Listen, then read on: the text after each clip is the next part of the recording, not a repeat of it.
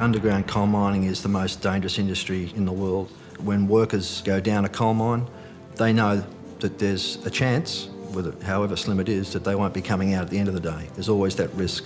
And that gives a sense of solidarity, a sense of togetherness, a sense of concern for each other, and also a toughness.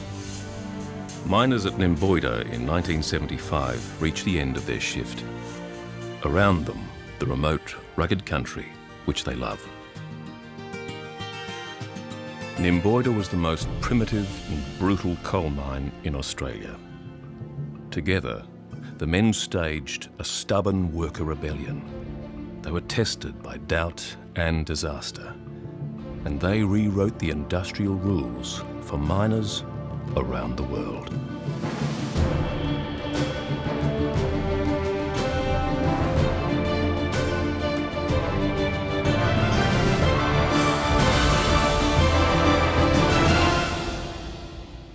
Because it had never been done before, there was nothing that we could gain from any other mining operation in Australia. This was quite unique and probably unique in the world. It wasn't until later that we were told that we were the first coal miners to take over a coal mine. We couldn't take that in, I guess. It was a big thing to take in, I think, at the time, what did happen. A hell of a thing to take on, like to sort of take over the mine and say they weren't taking the sack and that was it. It's not always management that says that you're going to shut down. You can refuse to take the sack.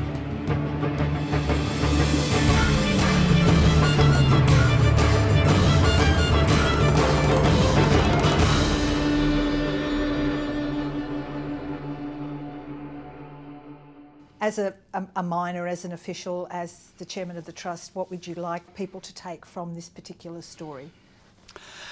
Well, I'd like them to see the tenacity of the men and women of Nymboida and appreciate how difficult it was for them to do what they did, how remarkable it was what they achieved, and that against all odds you can in fact make a difference in this world if you're prepared to work with your mates and work with your community, and in this funny little case work with your union, and vice versa. Things can be done, things can be achieved, and they're good things that can be achieved. It's not all about a big pay packet. It's about your community, it's about your mates at work, and it's about your family. And if there's a lesson out of Nymboida, I hope it's that lesson, because I think that's a good story.